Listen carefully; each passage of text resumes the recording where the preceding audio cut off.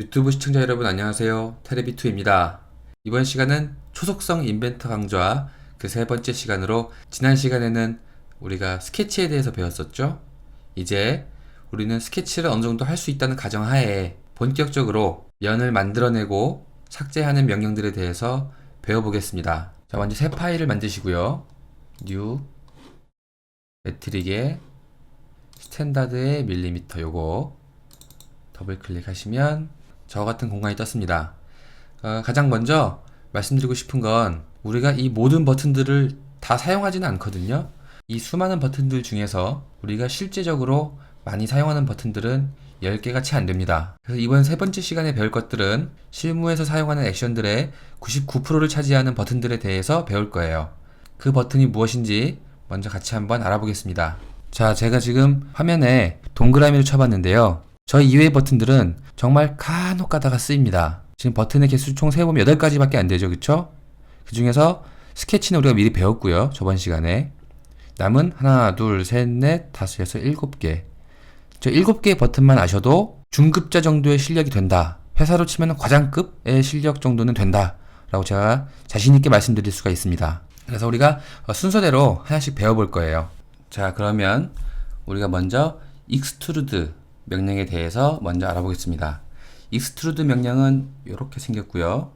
우리가 첫 번째 시간에도 한번 잠깐 써봤었죠. 만약 국문판을 쓰신다면 밀어내기 혹은 돌출이라는 식으로 번역이 되어 있을 겁니다. 제가 잠깐 먼저 만들어 놨는데 이런 모델을 같이 한번 만들어 보면서 extrude는 이렇게 쓰는 거구나 라고 이해를 하실 수 있을 것 같아요.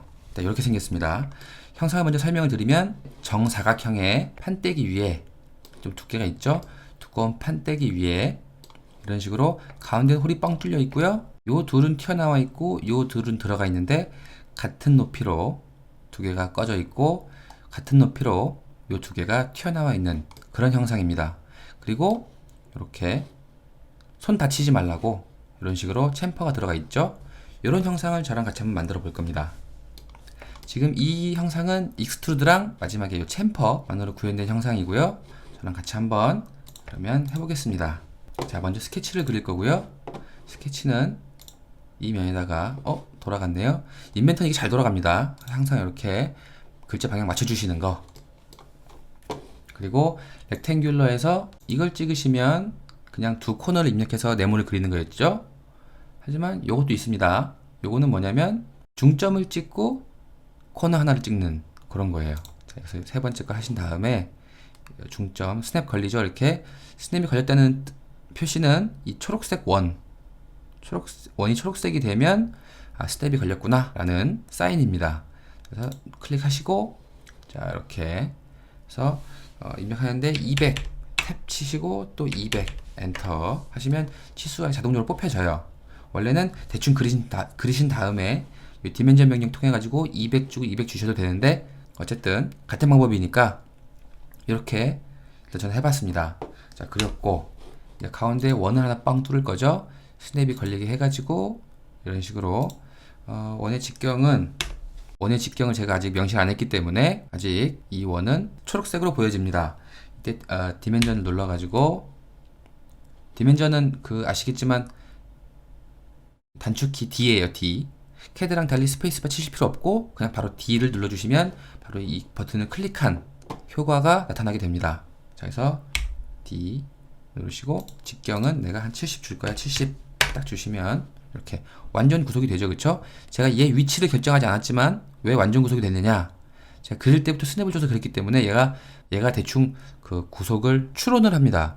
제 의도를 짐작을 해서 이 원의 중점이랑 이 좌표 평면의 원점이랑 알아서 일치 구속을 줬기 때문에 얘가 별도로 제가 이제 위치를 지정하지 않아도 알아서 완전 구속이 걸리는 상황인 거죠.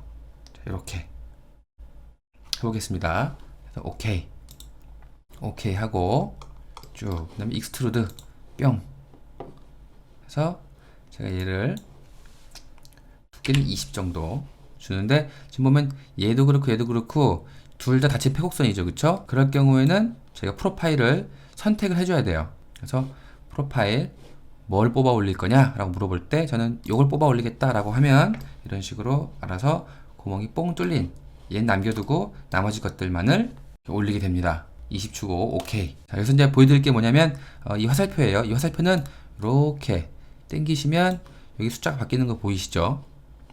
같은 화면이니까 얘도 숫자가 바뀌는데 이거를 화살표로 당기셔도 되고 대충 보시다가 정확한 치수인 20을 넣고 싶어 라고 하실 때는 여기서 20 하시면 되겠습니다. 그리고 요 밑에 요건 뭐냐? 방향이에요. 방향. 제가 첫 번째 시간에 면의 방향에 대해서 잠깐 얘기를 하고 지나간 적이 있었죠. 앞면은 주황색이었고 뒷면은 파란색이고 뭐 그거 기억하시죠? 그때 그 앞면이 바로 이 디렉션 1입니다. 뒷면이 디렉션 2예요. 기본적으로 인벤터는 디렉션 1 쪽으로 뽑아서 저희에게 보여줍니다. 이 방향을 바꾸고 싶다. 방향이 마음에 안 든다. 라고 하시면 이 버튼을 누르시면 방향이 바뀌어요. 면 뽑히는 방향이 이걸로 달라진다라는 거죠. 그럼 얘는 뭐냐? 지금 제가 두께를 20을 줬지 않습니까? 그랬을 때 요거 이름이 시메트릭이에요. 대칭이라는 얘기죠. 이걸 누르게 되면 제가 그린 면으로부터 양쪽으로 반 갈라서 10, 10 이렇게 해서 토탈 20을 만들어내는 겁니다. 자, 디렉션 1 방향으로 20, 디렉션 2 방향으로 20, 그 다음에 양쪽으로 10, 10 이렇게 아시겠죠? 그 마지막 얘는 뭐냐? 얘는 보시면 화살표 색깔이 이 시메트릭처럼 둘 다 검은색이 아니라 한쪽은 검은색, 한쪽은 빨간색이죠? 이 얘기인 즉슨 딱 봐도 눈치채셨겠지만 양쪽에 튀어나온 깊이를 다르게 치실 수가 있습니다. 그래서 보면 디렉션 1 방향으로는 20 줬고요. 디렉션 2 방향으로는 10을 줬어요. 그러니까 이런 식으로 1 방향은 두껍게 20이 쌓이고 디렉션 2 방향으로는 얇게 10이 쌓이고 이런 걸 보실 수 있습니다. 그게 바로 이 옵션이에요. 저는 뭐 이렇게까지 할 필요가 없기 때문에 그냥 한 방향으로 20을 주고 OK를 하겠습니다. 자, 여기까지 했죠. 그 다음에 다시 또 스케치를 그려서 원 두 개를 이렇게 그려줘야 되겠죠. 자, 원 두 개의 직경이 동일하기 때문에 저는 이퀄 구속을 줘서 얘랑 얘랑 동일해라 라고 하면 두 원의 사이즈가 같아집니다. 보시면 얘를 잡고 이렇게 원을 키우면 얘도 같이 커져요. 반대도 마찬가지입니다. 그쵸? 지금 저희는 직경을 구속시킨 거예요. 이거는 좀 굉장한 팁 중에 하나인데 아직 여러분들이 그 구속이라는 거에 대해서 익숙하지 않으실 수도 있습니다. 그래서 제가 팁을 한 가지 드리자면 형상을 공간에 픽스시킬 때에는 이 두 가지를 보시면 되겠습니다. 첫 번째는 사이즈고요. 두 번째는 위치예요. 사이즈, 위치, 사이즈, 위치. 원으로 치자면 원의 사이즈는 직경이 되겠죠. 그쵸? 그리고 원의 위치는 이런 식으로 이렇게 치수를 통해서 어디에 위치해라 라고 줄 수가 있을 겁니다. 그래서 여러분들이 어떤 형상을 하나 딱 그렸다 라고 할 때에는 그럼 나는 사이즈를 구속시켜야지. 치수도 구속의 일종이죠. 사이즈를 구속시켜야지. 그리고 두 번째는 위치를 구속시켜야지. 이렇게 사이즈랑 위치로 나누어서 생각을 하시면 이 완전 구속이라는 것도 그렇게 어려운 개념이 아닙니다. 그쵸? 자, 치수 사이즈는 내가 한 20 주고요. 이제 이 직경을 구속했기 때문에 사이즈죠. 사이즈인 직경을 구속을 했기 때문에 제가 이렇게 흔들어 이렇게 당겨 봐도 마우스로 잡고 당겨 봐도 더 이상 원의 사이즈가 변하지 않아요. 그렇죠? 대신에 중점을 잡고 이렇게 흔들어 보면 위치는 바뀝니다. 그렇죠? 이제 위치를 명시할 위치를 한번 구속시켜 줘 봐야 되겠죠? 자, 디멘전. 이게 단축키가 D예요, D. 앞으로 제가 이 버튼을 안 누르고 그냥 이렇게 키보드에서 D라고 치겠습니다. 캐드랑 다르게 꼭 스페이스바를 치실 필요가 없어요. 그래서 D 누르시면 알아서 눌리는 효과가 나타나죠, 그쵸? 그래서 중점이나 원을 누르시고 가까운 선분을 클릭하시면 이런 식으로 우리가 위치를 명시할 수가 있습니다. 이 면으로부터 여기까지 40이고요. 중점으로부터 여기까지도 40이다. 이렇게 주는 거죠. 반면에 원부터 선택하는 게 아니라 얘부터 선택을 하시고 이렇게 마우스 커서 옆에 이런 그림이 떴을 때 그림만 봐도 뭔지 아시겠죠? 그쵸? 이런 그림이 떴을 때 클릭을 하시면 이런 식으로 원에 가장 가까운 데까지의 거리를 주실 수도 있습니다. 이제 30 줄게요. 다시 보여드리자면 선부터 클릭하시고 이 마커가 떴을 때 클릭하시면 이렇게 중심으로부터가 아니라 표면으로부터, 원의 표면으로부터 의 위치를 명시하실 수가 있습니다. 자, 피니시 하시고 익스트루드 하시면 아까랑 다르게 이 프로필의 이쪽 왼쪽 아이콘이 빨간 화살표로 되어 있어요. 이 빨간색 화살표는 무슨 의미죠? 선택되어야 될 부분이 아직 선택되지 않아서 OK를 진행할 수가 없다 라는 얘기죠. 그쵸? 그래서 이 빨간색 화살표들은 전부 다 하얀색 화살표로 만들어 주셔야 됩니다. 보시면 프로파일, 이 닫힌 면을 제가 프로파일이라 부른다 그랬죠? 제가 얘를 선택할 수도 있고요. 이렇게, 아니면 얘가 아니라 얘를 선택할 수도 있습니다. 그리고 얘도 같이 선택할 수도 있죠. 그쵸? 그 중에서 뭘 할 것이냐 이건데, 저 일단 이 두 개를 선택을 하겠습니다. 이 익스트루드는 아까 보시면 그 방향 결정하는 것도 있었고 한데, 두 개의 높이를 다르게 할 수는 없어요. 익스트루드 명령은 한 번에 깊이 하나 이겁니다. 얘는 10mm 올리고 얘는 5mm 올릴래요 하시면은 익스트루드 명령어를 두 번 쓰셔야 돼요. 그죠? 저는 5mm 정도 튀어나오게끔 만들겠습니다. 오케이. 자, 두 개 올렸어요. 그쵸? 그 다음에 다시 스케치를 또 그리셔가지고 서클 두 개 그립니다. 그쵸? 그 다음에 프로젝트 지오메트리 하셔가지고 이 형상, 과거에 그렸던 이 형상을 현재 스케치 평면으로 모셔오는 버튼이 바로 이 버튼이었죠. 그래서 모셔오고 ESC 하신 다음에 구속을 줄 건데, 원의 사이즈를 이퀄 구속을 이용해서 이 원이랑 같은 사이즈가 되도록 해라. 그리고 이 원이랑 이 원도 같은 사이즈가 되게 해라. 이렇게 줄 수가 있습니다. 지금 이제 사이즈는 구속을 다 했죠. 그쵸? 그 다음에 위치를 구속하려고 하는데, 위치도 이걸 누르신 다음에 이 점이랑 모셔왔던 원 형상의 이 중점이랑 수평하게 해라. 너도 마찬가지로 이거랑 수평하게 해라.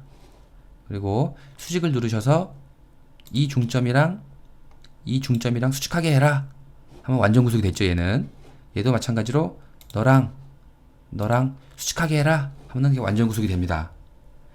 치수를 주면 나중에 치수를 바꿔주실 수도 있겠지만, 이런 구속으로서도 치수 없이 이 자신이 그린 형상의 위치를 구속시킬 수가 있다 라는 거죠. 자, 다 했으면 피니시 하시고 나서 익스트루드를 하십니다. 누르면 또 마찬가지로 프로필 선택해라 라고 하죠. 프로필은 얘랑 얘를 선택을 하게 될 거고요. 방향은 반대로 하시면 자동으로 보셨어요? 여기서 이게 비활성화되고 이게 켜졌습니다. 제가 보여드리고 싶은 게 요거였는데요. 이거는 면을 생성을 하는 거예요. 방향을 바꿔보겠습니다. 면을 생성을 하는 거고, 얘는 면을 삭제하는 겁니다. 처음으로 방향을 바꿨을 때는 자동으로 이 면 생성과 삭제를 알아서 저희 의도로 파악해서 이걸 바꿔주는데, 지금 제가 한번 이걸 건드렸기 때문에 방향을 수동으로 바꿔줘야 되지만, 보세요. 이 위로 하고 이렇게 하시면 생성하는 거고요. 이렇게 하시면 까내려가는 건데 허공이라서 아무것도 안 까지죠. 그래서 방향 바꾸시면 이렇게 밑으로 파 내려가는 모습을 만드실 수가 있습니다. 다시 얘는 조인 생성이고요. 얘는 컷 삭제입니다. 그럼 얘는 뭐냐? 얘는 인터섹트 라고 해서 클릭을 한번 해보시면 지금 교차하고 있는 부분만 남겨놓고 다 지워버리겠다 라고 하는 거예요. 그래서 이런 식으로 조인, 컷, 인터섹트가 있다는 거 알아두시면 좋겠습니다. 밑에 방향으로 5mm 조인하는 거는 사실 아무런 영향을 못 미치죠. 그쵸? 이런 공간에는 재료가 꽉 차 있기 때문에, 그래서 컷 것으로 하셔야지만 의미가 있는 작업이 될 수 있습니다. 그래서 5mm 깊이 파들어간다 하실 때에는 이런 식으로 익스트루드 하신 다음에 프로파일 선택을 해주시고 컷 버튼 누르시고 깊이 5 하시면 될 거예요. 혹시라도 방향이 이상하다 그러면 이걸로 방향을 조절해 주시면 되겠습니다. 그 다음에 OK 하면 여기까지 완성이에요. 그리고 마지막에는 챔퍼를 줘야 되겠죠. 챔퍼는 10mm를 그대로 쓸 거고요. 지금 보면 엣지가 선택이 안 돼 있어서 이렇게 빨간색이 떠 있죠. 그쵸? 아마 엣지를 선택하게 되면 이 빨간색 마우스 커서가 하얗게 바뀌면서 이 OK 버튼이 활성화가 될 거예요. 뿅. 그죠? 하나만 해도 벌써 OK가 뜹니다. 하지만 저희는 내 방향을 다 해주고 싶어요. 짠. 이렇게. 됐죠? 오케이. 하시면 이렇게. 여기까지가 익스트루드 명령에 대한 설명이었습니다. 그리고 지금부터는 제가 쉐어 스케치에 대해서 설명을 드리려고 해요. 쉐어 스케치란 인벤터가 가지고 있는 독특한 개념인데 한 개의 스케치를 여러 번 써먹겠다 라고 할 때 쓰는 방법입니다. 지금 이제 설명드리기 앞서서 저희가 지금까지 작업한 걸 보시면 처음에 이 평판 만들기 위해서 스케치를 한번 그렸고요. 그 다음에 이 표면 위에다가 이 두 개를 튀어나오게 하기 위해서 또 이 두 개의 스케치를 그렸죠. 그리고 세 번째 스케치는 이 두 개였습니다. 깊이 꺼트리기 하기 위해서, 자립하기를 하기 위해서. 보시면 그게 어딨냐면 모델 트리에 첫 번째 스케치 하시면 이게 바로 첫 번째 스케치예요. 그쵸? 스케치 5번. 그리고 두 번째 스케치는 여기. 그거는 이쪽 면에 보면 이렇게 두 개를 솟아오르게 하기 위해서. 그리고 세 번째 스케치는 요거 스케치 8번. 얘는 얘랑 얘죠. 이 두 개를 밑으로 자립하게 하기 위해서, 파들어가게 하기 위해서 이렇게 하는 거고요. 이런 식으로 스케치를 3번이나 그려야 돼요. 그래서 많이 불편하죠. 그래서 인벤터는 익스트루드 명령을 스케치를 그려놓고 익스트루드 명령을 하게 되면 그 스케치가 이 익스트루드 명령 안쪽으로 종속돼 버립니다. 그러면서 가시성이 해제가 되고요. 그쵸? 안 보이게 숨겨진다는 얘기죠. 안 보이게 숨겨지게 되고, 그리고 이 안에 묻혔기 때문에 다른 후속 작업에서는 그 스케치를 쓸 수가 없게 되는 거예요. 이게 바로 익스트루전 명령의 일반적인 작동 방식입니다. 스케치를 그리고 익스트루전 명령을 시키면 스케치를 그 밑으로 종속시킨다 라고 하는 게 일반적인 익스트루전의 작동 방식이에요. 그래서 이런 간단한 거 하나 그리려고 해도 스케치를 3번이나 그려야 된다는 거죠.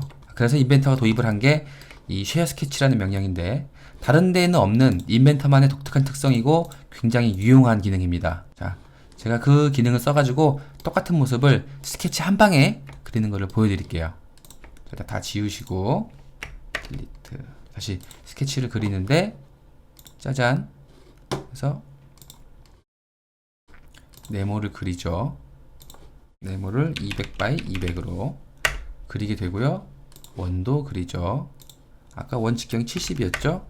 그 다음에 서클을 또 4개를 그립니다. 아까 직경이 20이었어요. 이런 식으로 나머지 것들은 이렇게 대충 그려주시고요. 직경 줬고 위치를 결정해야 되기 때문에 D 눌러서 이렇게 해서 얘가 40 이렇게 해서 또 얘가 40 줄 필요가 없네요.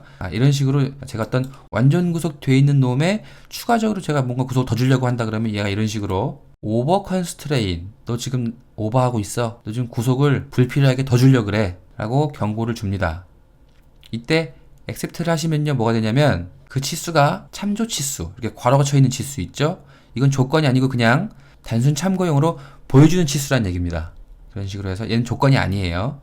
구속이 아니란 얘기죠. 이 방금 왜 생겼냐면 제가 원점이 이 라인 위에 있는 구속이 이미 걸려있기 때문에, 자동적으로 걸려있기 때문에 제가 굳이 이 치수를 줄 필요가 없었던 거죠.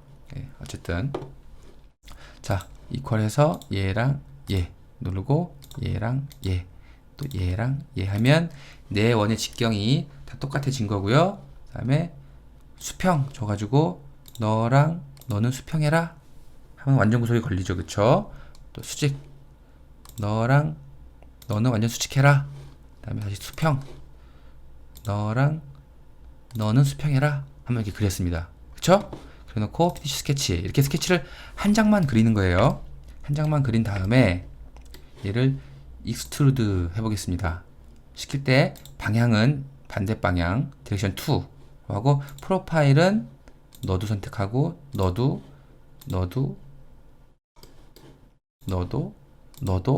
하고 깊이는 아까 20이었죠? 20 이렇게 주는 거예요. 아까랑 뭔 차이야? 이제 차이가 나타납니다. 저희가 스케치 9번에 대고 우클릭을 하신 다음에 쉐어 스케치 있죠? 스케치 공유 를 누르시면 무슨 일이 발생하느냐, 얘 가시성이 켜지면서 밖으로 똑같은 놈이 빠져나오게 됩니다. 그쵸? 스케치 9번이 아까 원래 익스트루전 11에 종속되어 있었는데 얘랑 똑같은 놈이 밖에 한 번 더 등장해요.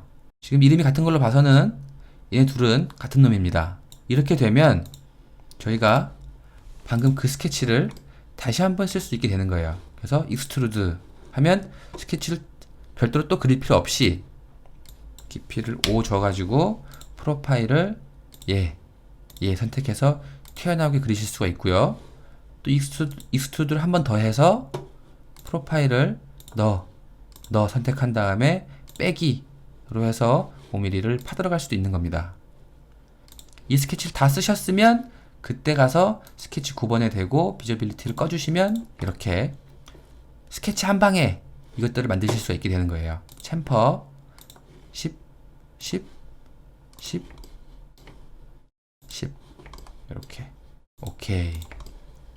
이게 바로 쉐어 스케치의 기능입니다.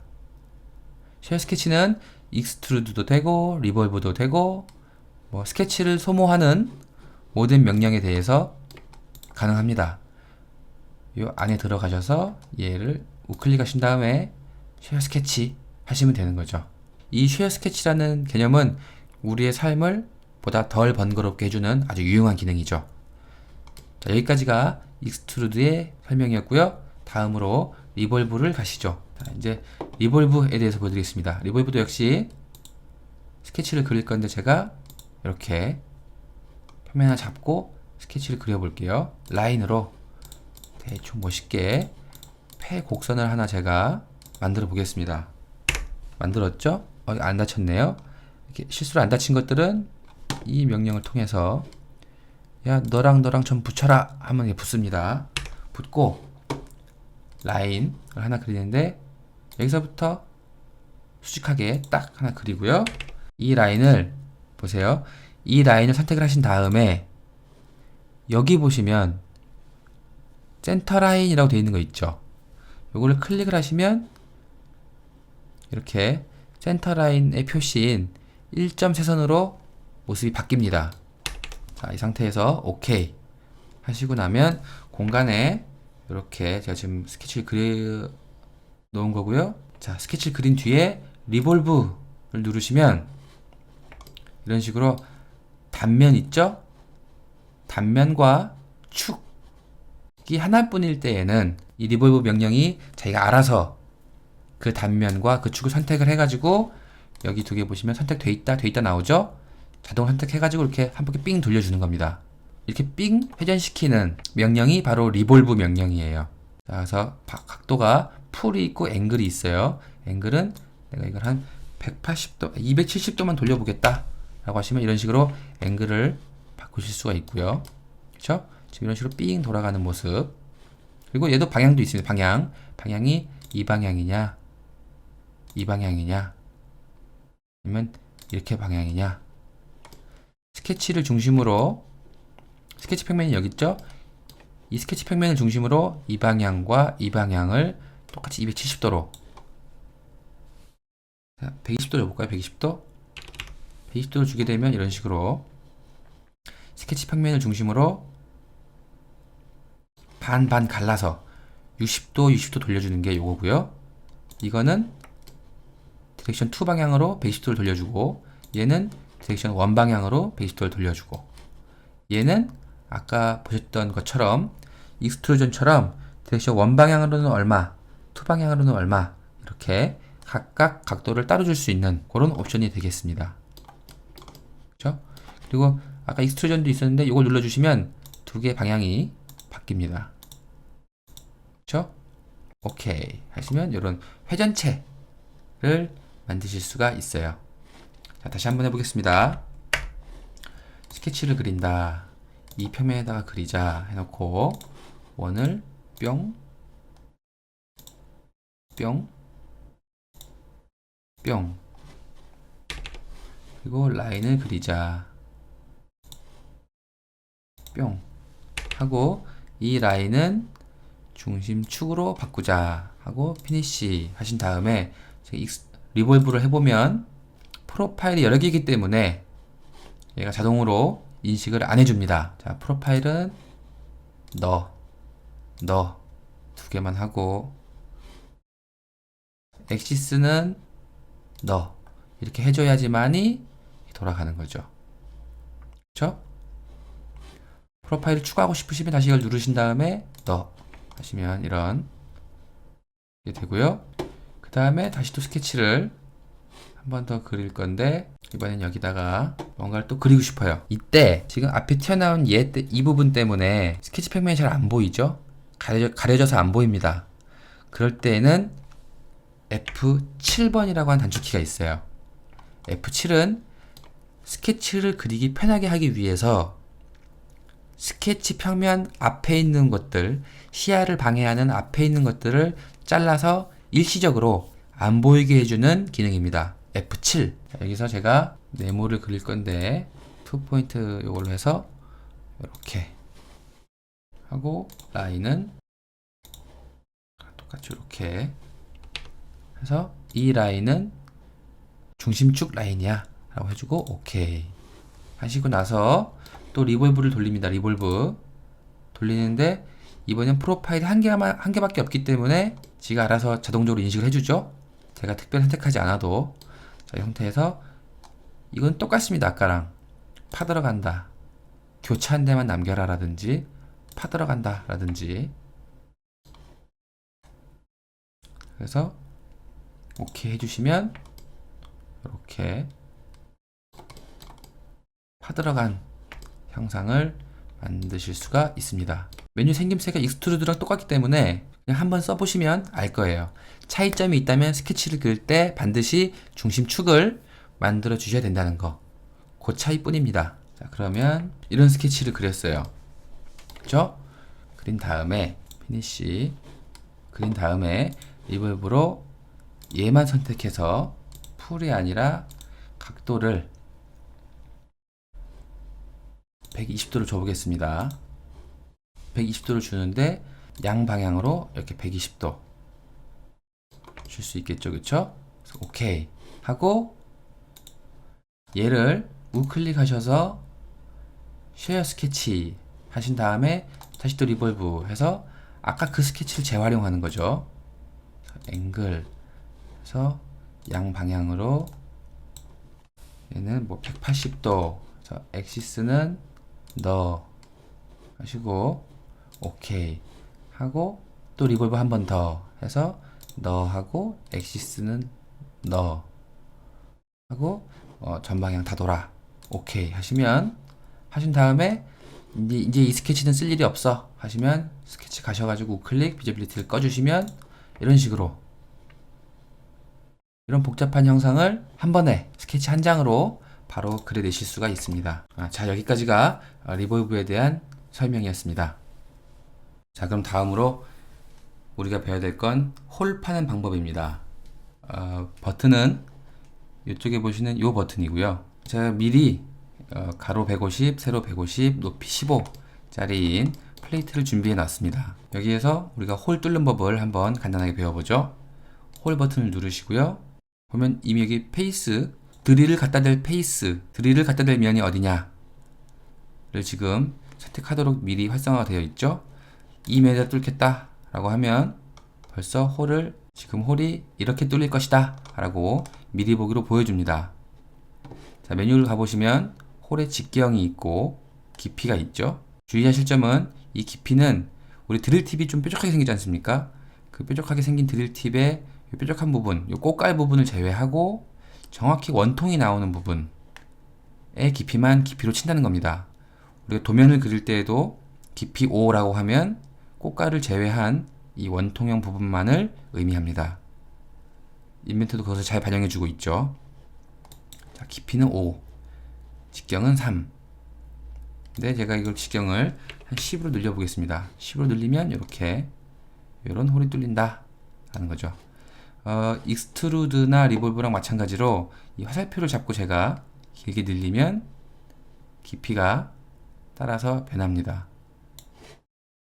자, 일단 깊이는 6 정도 뚫고 직경은 10 뚫은 뒤에 이렇게까지 하신 뒤에 아직 이 빨간색 화살표가 2개 더 있죠. 여기가 홀의 사이즈를 결정했다면 이 부분은 홀의 위치를 결정해주는 부분입니다. 첫 번째 레퍼런스 1은 여기 하면은 여기서부터 홀 센터까지의 치수를 우리가 입력할 수 있게 되는 거죠. 그래서 제가 50 주시고요. 두 번째는 또 두 번째 레퍼런스를 여기다 주시겠다 라고 하시면 여기서부터 홀 센터까지 거리가 얼마냐 이런 식으로 물어보게 됩니다. 레퍼런스 1, 2는 설계 의도에 맞게끔 잡아주시면 되겠고요. 보통 이렇게 가로 세로로 많이 주죠, 그쵸?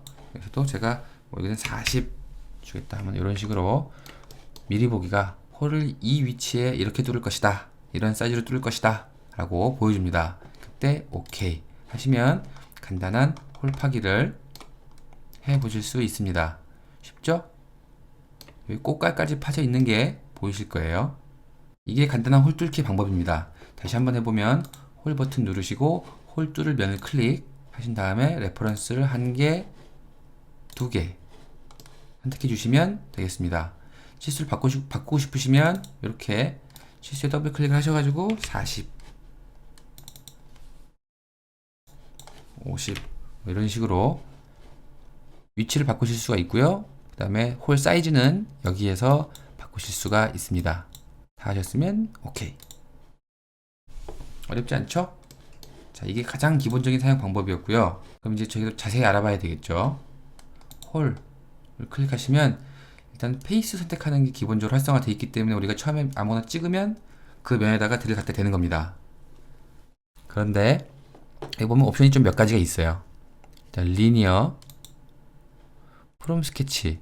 우리가 어떤 스케치를 그려놓고 그 스케치에 있는 점들 있죠? 그 점들을 자동적으로 선택해서 홀 여러 개를 한 방에 뚫으실 수가 있습니다. 이따 같이 한번 해볼 거고요. 두 번째는 이 리니어. 방금 보여드린 게 이 리니어였습니다. 리니어는 홀 한 개를 뚫는 거고 레퍼런스 1과 2를 선택해서 홀의 위치를 결정해 줬었죠. 그쵸? 그 다음은 컨센트릭. 얘는 어떤 원형 형상에 동심이 되는 그 위치에 홀을 뚫으려고 할 때 사용합니다. 온 포인트. 이것은 우리가 워크 피처에서 포인트를 잡아놨을 때 그 포인트에서부터 출발하는 홀을 뚫으실 수가 있는 그런 옵션입니다. 일단 다시 리니어로 돌아와서 첫 번째로 페이스를 선택하고 그 다음에 레퍼런스 1을 선택하고 그 다음에 레퍼런스 2를 선택하는 거는 아실 거예요. 그쵸? 그 다음에 보실 건 요겁니다. 일반적인 드릴홀이라고 하면 보통 이렇게 끝이 뾰족한 홀을 얘기하죠. 드릴홀을 뚫으실 수도 있고요. 카운터보어를 뚫으실 수도 있습니다. 이거는 스팟페이스. 카운터보어와 스팟페이스는 무슨 차이가 있느냐? 스팟페이스는 일반적으로 자립하기라고 해서 좀 얕아요. 그쵸? 얕고 넓습니다. 반면에 카운터보어는 볼트 머리를 숨기기 위해서 상대적으로 깊이가 두껍죠. 자립하는 깊이가 두껍습니다. 그런 게 있고 요거는 카운터싱크. 지금 이 그림만 봐도 뭔지 아시겠죠? 그쵸? 지금은 페이스를 하나를 아무데나 선택을 하고 드릴홀의 직경을 5 정도로 주시고 깊이를 10 정도로 줘보겠습니다. 준 다음에 제 카운터볼을 딱 클릭을 해보면 이런 식으로 옵션이 바뀌어요. 지금 미리 보기가 안 되고 있는 건 카운터볼의 넓은 부분보다 직경이 더 넓기 때문에 오류가 나서 미리 보기를 생성하고 있지 못한 거고요. 이쪽을 제가 한 6.5 정도로 줘보겠습니다. 주면 이렇게 카운터보어가 파일 거다, 이런 식으로 파일 거다 라고 하는 미리 보기가 화면에 표시가 되고요. 그때 OK를 누르시면 이렇게 카운터보어가 있는 드릴홀을 한 방에 그리실 수가 있습니다. 다시 한번 홀 들어와서 제가 여기에다가 홀을 뚫을 건데 카운터보어고 이렇게 생겼고, 이번엔 스팟페이스는 요걸 클릭하시면 되고요. 대충 설정하는 건 똑같아 보입니다. 그쵸? 차이점이 뭐가 있냐면 여기서의 홀의 깊이 10은 자립하기 깊이 2를 뺀 나머지 10. 그러니까 총 깊이는 10 더하기 2에서 12 만큼까지 파들어가는 거겠죠. 근데 카운터 보어 옵션을 눌러보시면 카운터 보어는 이 10이라는 깊이가 이 2mm라는 깊이를 포함하고 있는 형태로 되어 있습니다. 스팟페이스랑 카운터 보어는 그 차이예요. 이 부분 잘 보세요. 화살표의 위치가 변하고 있죠. 두 개가 이런 차이가 있다는 거. 그 다음에 이거 눌러보시면 이런 식으로 이거 한 3을 줄여볼까요? 확실하게 보이기 위해서 3을 줄이면 이런 식으로 접시 머리 볼트를 박아 넣을 수 있는 카운터 싱크 홀이 생깁니다. 이것도 다른 홀을 파보죠. 여기 보시면 드릴 팁 끝이 플랫하냐 뾰족하냐 요걸 골라주는 게 있습니다. 일반적으로 드릴 팁은 다 뾰족하죠, 그쵸? 요걸 하시고 싶으신 경우에는 요걸 클릭하시면 이 뾰족한 게 안 생기고 끝이 평평한 플랫 바텀 홀을 뚫으실 수가 있습니다. 눌러보면 그쵸? 미리 보기에서 꽃갈이 사라졌죠. 이건 그 차이고요. 그 다음에 이거는 우리 익스트루전에도 있었죠. 디스턴스는 이렇게 깊이를 주는 거고요. 투 하면 투를 클릭하시고 여기까지다 하면은 거기까지만 파주는 겁니다. 지금은 면이 이 방향으로 하나밖에 없기 때문에 결국 이렇게 끝까지 다 파게 돼 버렸는데 중간에 면이 뭐 하나 더 있다 라고 하시면 거기까지만 파 들어가는 그런 홀을 만드실 수가 있습니다. 그 다음에 스루 올은 말 그대로 끝까지 파 들어가는 거죠. 지금 상황에서는 2랑 스루 올이랑 별 차이가 없는 상황입니다. 이게 바로 이 터미네이션 종결 어디까지 홀을 낼 것인가 라고 하는 옵션이었어요. 그 다음에 알아봐야 될 게 요거죠. 이건 일반적인 심플 홀입니다. 근데 우리가 탭4를 내고 싶다라고 하시면 요걸 누르시면 되겠어요. 요걸 누르시면 탭을 선택할 수 있는 이런 추가적인 화면이 뜹니다. 이때 스레드의 타입, 스레드라는 건 나사산이죠, 그쵸? 나사산의 규격을 말하는 건데 보통 우리 M나사, 뭐 M2니 M3니 그런 것들을 고르실 때에는 아이소메트릭 프로파일이나 아니면 안시메트릭 M 프로파일 이 둘 중에 하나를 선택하시면 되겠습니다. 이 두 개가 동일합니다. 일단 우리가 안시메트릭 M 프로파일 눌러보죠. 눌러보면 사이즈는 뭐냐? 이때 3이 돼 있다는 얘기는 이쪽 명시법, 표기법을 보시면 M3이죠? 예. 여기를 M4로 바꿔주시면 M4 나사다가 되는 겁니다. 우리는 M3 나사를 뚫고 싶으니까 M3을 선택하시고요. 클래스는 뭔지 잘 모르시죠? 요거는 아시는 분만 하시면 되겠고 일반적으로는 건드리실 필요가 없습니다. 그리고 데지그네이션 여기 보시면 M3 뒤에 곱하기 있고요. 그 뒤에 붙어있는 숫자가 0.5가 있는데 이거는 피치를 의미합니다. 나사산과 나사산의 간격이 0.5란 얘기죠. 눌러보시면 피치가 0.35짜리도 있네.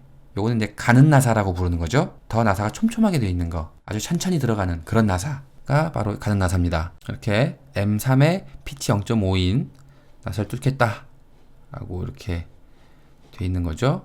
하고 오른 나사냐 왼 나사냐 이것도 있고요. 이 탭을 클릭하시게 되면 탭4를 뚫겠다 라고 클릭하시게 되면 이 그림이 좀 바뀝니다. 가로로 찍찍찍 그어져 있는 게 이 탭을 의미합니다. 나사산이죠. 스레드가 여기까지 나 있다. 우리가 탭4를 자세히 보시면 탭4는 전부 다 나사가 나 있는 경우도 있겠지만 보통은 나사가 일부까지만 나 있고 그 뒤로는 그냥 맨들맨들한 드릴 홀입니다. 왜 그러냐면 우리가 탭을 낼 때 일반적으로 먼저 작은 구경에 가이드 드릴을 뚫어요. 가이드 드릴 홀을 뚫어요. 그리고 나서 그 뚫린 가이드 드릴 홀의 벽면을 태핑 툴로 이 벽면을 이제 깎아가는 거죠. 나사의 모양대로. 그렇기 때문에 일반적으로 탭홀은 이렇게 작은 사이즈의 드릴 홀 하나랑 탭이 공존하는 모습입니다. 그래서 보면 옵션도 그림 보면 바로 아실 수 있죠. 그쵸? 직관적으로 나와 있으니까. 탭의 깊이는 어디까지 하겠는가? 여기서 정하실 수가 있고요. 그럼 드릴 홀은 얼마나 깊이 뚫었는가는 여기서 아실 수가 있습니다. 친절하게도 제가 이 깊이를 바꾸면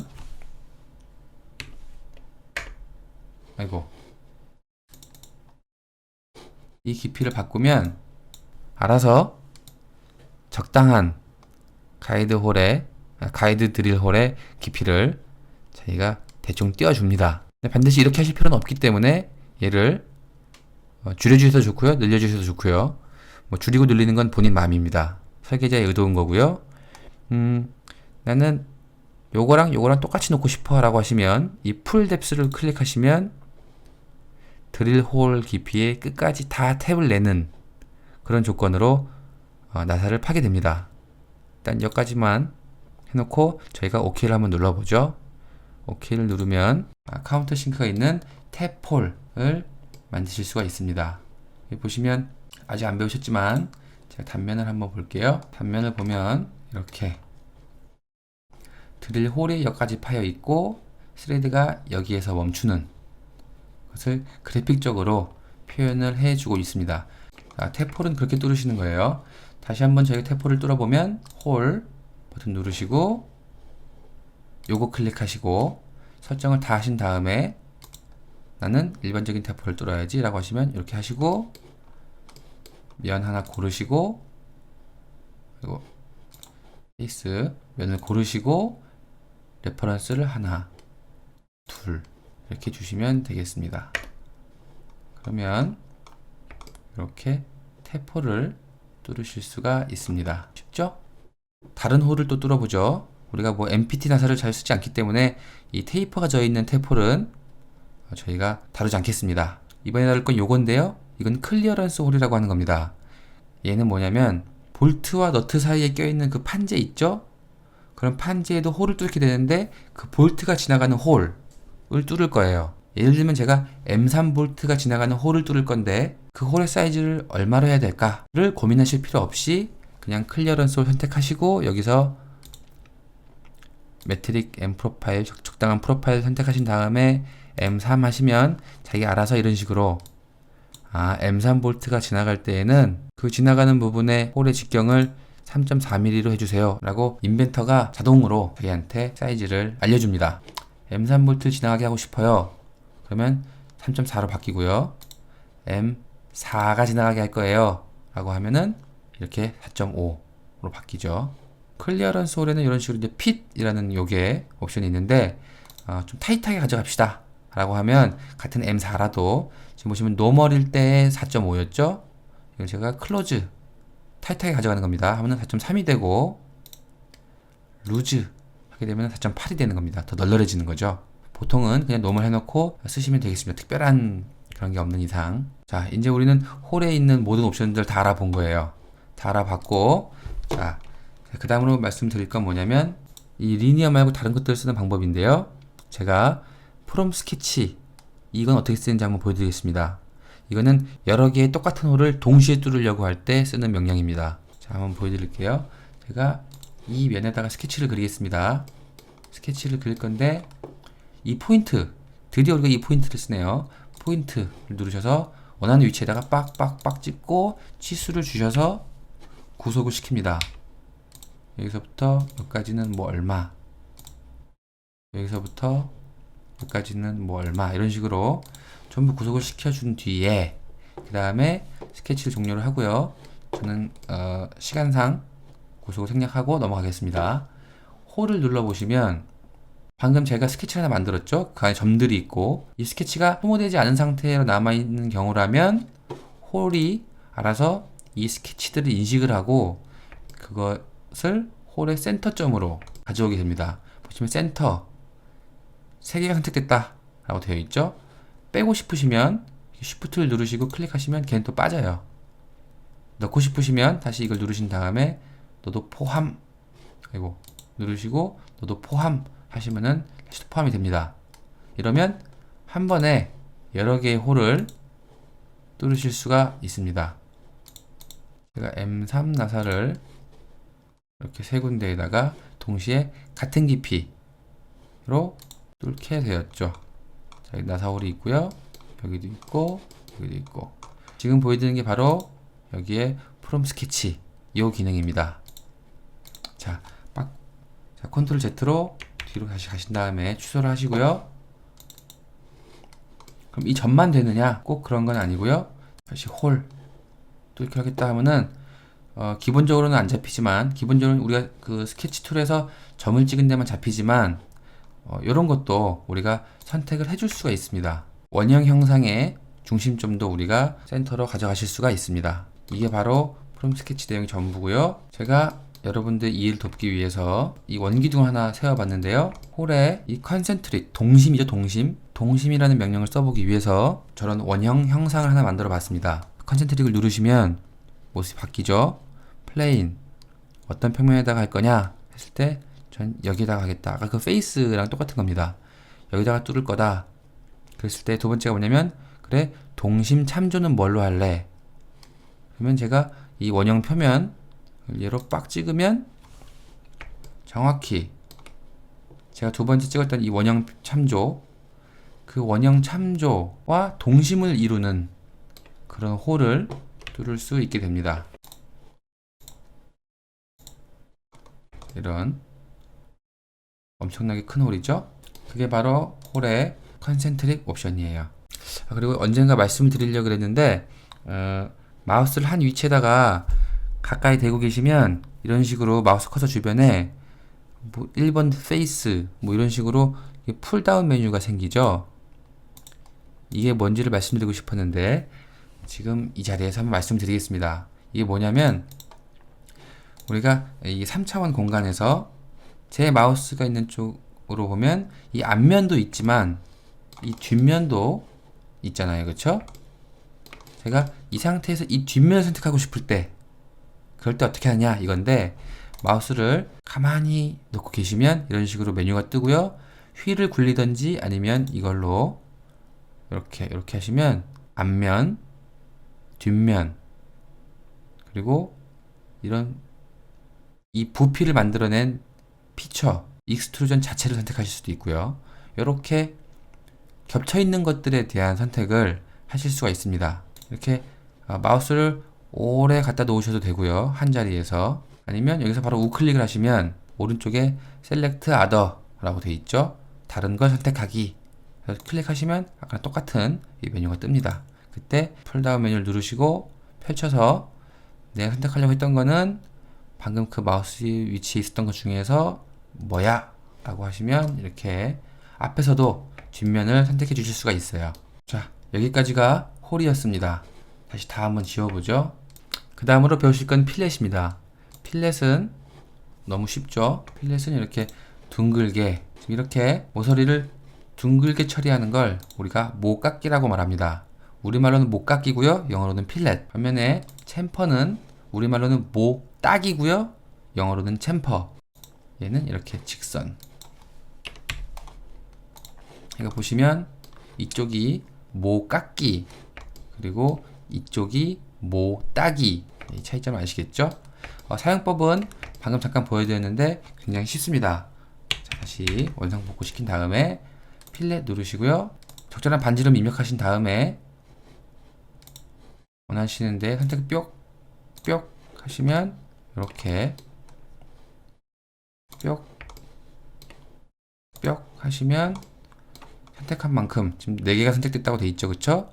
반지름이 10 하시고 오케이 누르시면 되고요. 필렛은 좀 특이하게도 반지름 제가 한 5로 주겠습니다. 5로 여기를 하자 라고 한 뒤에 이걸 누르시면 다른 반지름인 객체를 한 번에 이렇게, 얘는 5고 얘는 8이거든요 추가하실 수가 있습니다. 매번 반지름이 다를 때마다 다 일일이 이 필렛 피처를 쫙 까는 게 아니라 이 모델 트리가 너무 지저분해지지 말라고 하나로 모을 수 있도록 해놓은 것 같아요. 여기 있는 것 중에 하나를 지우고 싶으시면 클릭하신 다음에 딜리트 키를 누르시면 지워집니다. 오케이. 챔퍼는 이렇게 거리를 5로 따겠다 이렇게 하시면 되겠습니다. 너무 쉽죠?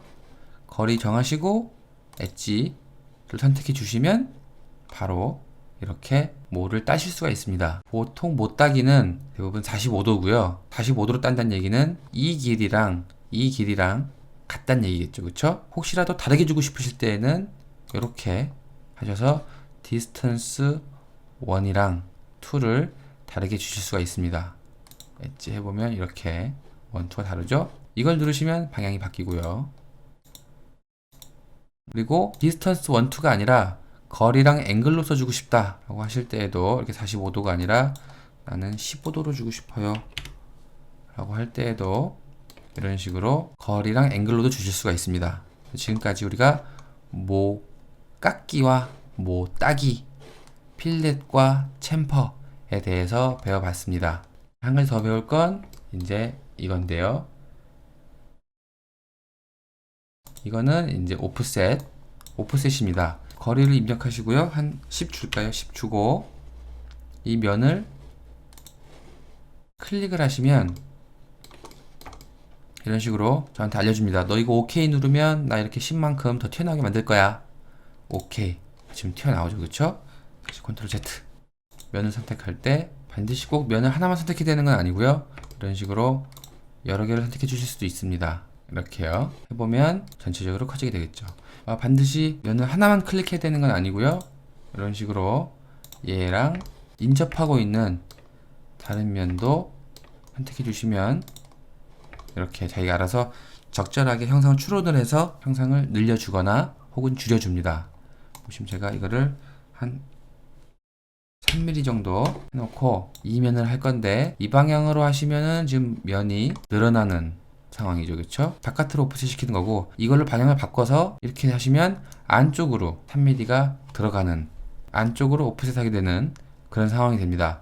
어플라이 해보시면 면이 더 깎여 나갔죠. 그쵸? 자, 여기까지가 홀부터 필렛, 챔퍼 그리고 오프셋까지 이 네 가지가 우리가 모디파이에서 쓰이는 99%에 해당하고요. 제가 마지막으로 알려드리고 싶은 게 하나가 있는데 그건 바로 요 플레인입니다. 워크 플레인 만드는 방법. 이 워크 플레인이라고 하는 건 우리가 스케치를 그릴 수 있는 작업 평면입니다. 워크 플레인이 우리말로 작업 평면이죠. 우리가 지금까지 계속 스케치를 어떤 특정한 제품 표면에다가 그렸었는데 반드시 스케치를 제품 표면에다가만 그리는 건 아니에요. 우리는 일찍이 오리진 평면으로부터 스케치를 그려서 출발해 왔었죠. 그쵸? 그럼 똑같이 우리가 이런 평면들을 임의로 만들어 줄 수가 있습니다. 예를 들면 이렇게 하는 건데요. 워크 플레인 요 아이콘을 클릭을 하시고요. 이 면을 클릭하신 다음에 위로 쫙 들어 올려 주시면 이런 식으로 우리가 워크 플레인을 생성을 하실 수가 있습니다. 주황색은 앞면, 파란색은 뒷면이라 그랬죠? 이렇게 다시 한번 이 버튼을 누르시고 이 면을 클릭을 하신 다음에 쫙 뽑아 주시면 이렇게 치수를 입력할 수 있게 창이 뜨고요. 이 입력 칸에다가 15 이런 식으로 원하시는 사이즈를 넣고 OK 하시면 이렇게 내가 원하는 워크 플레인이 만들어집니다. 자, 반면에 다른 것도 한번 해볼게요. 제가 이런 식빵 같은 모습을 만들어 놨는데 여기에 양쪽으로 45도 방향으로 이렇게 뿔을 만들고 싶습니다. 그럴 때에도 워크 플레인이 필요한데요. 어떻게 만드는지 한번 보여드릴게요. 스케치를 하는데 제가 가운데다 그렸기 때문에 이렇게 스케치를 하겠습니다. 단면을 보는 방법이 뭐였죠? F7 누르시고 라인 하셔서 출발해서 이렇게 자 치수는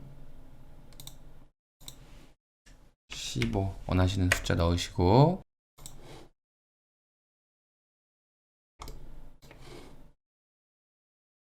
이 면을 참조로 가져와야 되겠죠? 참조로 가져오겠습니다. 그래놓고 각도는 정확히 45도 이렇게 하고 피니시 하신 다음에 워크 플레인을 만드실 건데 워크 플레인이 보시면 여기서 여기 있어요. Normal to Axis through Point 이 설명들을 읽어보시면 앞에서 우리가 처음에 드래그해서 쫙 당겼던 거는 요거였고요. 나머지 경우마다 우리가 여러가지 방법으로 이 워크 플레인을 잡아주실 수가 있습니다. 가장 많이 쓰이는 건 이처럼 드래그해서 뽑아주는 경우랑 요거거든요. 이건 뭐냐면 어떤 점을 지나면서 어떤 축에 노멀한 그런 평면입니다. 자, 이걸 해보겠습니다. 클릭해보면 먼저 처음에 점을 이렇게 뿅 하고 클릭하시고요. 그럼 아직은 평면이 결정되지 않은 거예요. 우리가 만들 평면은 일단은 이 점을 지난다 이겁니다. 그랬을 때 이 선에 마우스를 갖다 대시면 이런 식으로 이 선에 수직한 그런 평면을 만들어 주는 거죠. 다른 선에 하셔도 나옵니다. 하지만 우리가 원했던 건 이 선이었죠. 클릭 하시면 이렇게 되고, 스케치를 이제 여기다가 그리셔서 서클, 뿔의 직경을 난 3으로 하겠어. 오케이 하시고 스케치 종료하신 다음에 익스트루드 해서 얘를 저 방향이 아니라 반대 방향 이렇게 해서 깊이 박힐 때까지 충분히 깊게 넣어주시고 오케이 하시면 이렇게 저는 뿔을 만들어낼 수가 있습니다. 워크 플랜을 다 쓰셨으면 비지빌리티를 꺼주시고요. 스케치도, 이 스케치는 우리가 익스트루전이나 리볼브를 위해서 프로파일을 만들려고 그린 스케치가 아니라 워크 플레인을 만들기 위해서 스케치를 그린 거였죠. 이런 식으로 인벤터리 스케치는 반드시 프로파일을 만들기 위한 것만은 아니다 라는 걸 여기서 알 수가 있는데요. 얘도 다 사용하셨으면은 우클릭 하셔서 비지빌리티를 꺼주시면 되겠습니다. 이게 바로 작업 평면이었습니다. 마찬가지로 작업 축 혹은 포인트 이런 것들도 우리가 하나씩 놓고 보시면 야, 이런 조건이 필요할 때는 이 버튼을 만들면 되겠구나, 뭐 이런 식으로 설명을 보시면 다 이해하실 수 있을 거예요. 정작 우리가 많이 쓰는 건 아까 말씀드렸다시피 요거 있죠. offset from plane, 이 면으로부터 얼마나 떨어진 면을 만들 것이냐 이거랑, 그 다음에 아까 보여드린 이거 있죠. 요거 두 개, 이 점을 지나는데 이거랑 수직화면을 만들어라, 이렇게 이 두 가지가 제일 많이 쓰입니다. 이 두 가지만 알고 계셔도 충분히 원하는 작업 평면을 만드실 수가 있을 거예요. 자, 오늘은 여기까지입니다. 자, 그럼 우리 다음 시간에 뵙겠습니다. 감사합니다.